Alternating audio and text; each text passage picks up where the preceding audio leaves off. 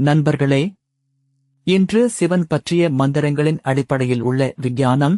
இந்த வீடியோ உங்கள் வாழ்க்கையில் நிஜமான மாற்றத்தை கொண்டு வரும். பலர் சிவன் அருளை பெற விரும்புகிறார்கள், ஆனால் சரியான வழிபாட்டு முறை தெரியாமல் கவலைப்படுகிறார்கள். இன்று அந்த குழப்பம் நீங்கும். பழங்கால தமிழ்நாட்டு கோவில்களில் சிவன் பக்தர்கள் கடைபிடித்து ஒரு மறைபொருள் இருக்கிறது.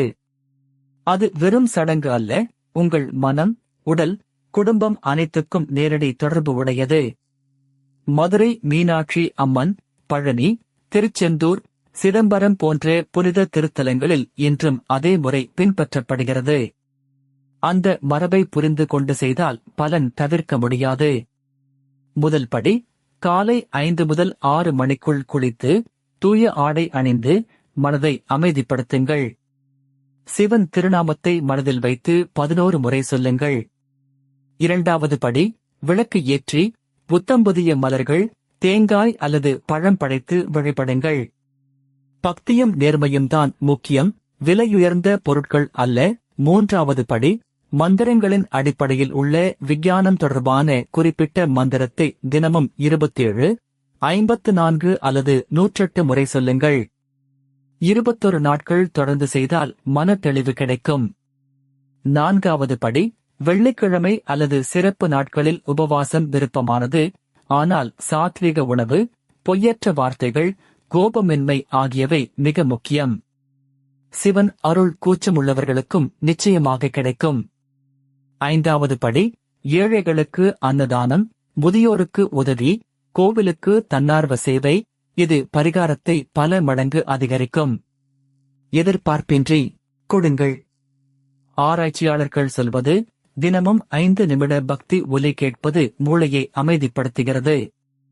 மன அழுத்தம், தூக்கமின்மை, குடும்ப பிரச்சனைகள் படிப்படியாக குறையும். உண்மை கதை, சேலத்தில் ஒரு குடும்பம் பல ஆண்டுகள் கஷ்டப்பட்டது. சிவன் விரதமும் நேர்மையான பூஜையும் தொடங்கினார்கள்.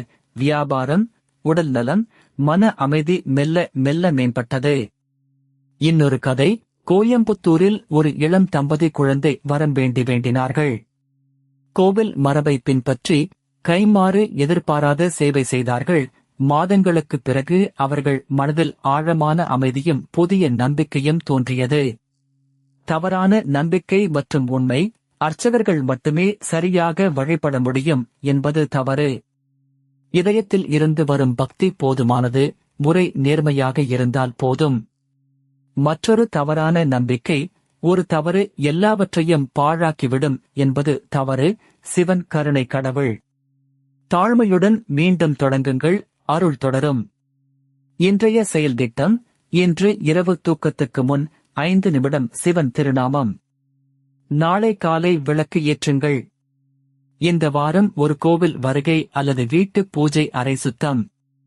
பக்தர்கள் சொல்லும் பலன்கள்: தைரியம், மன தெளிவு, கடன் தீர்வு, திருமண நல்லிணக்கம், வேலை வாய்ப்புகள், உடல்நல நிலைப்பாடு.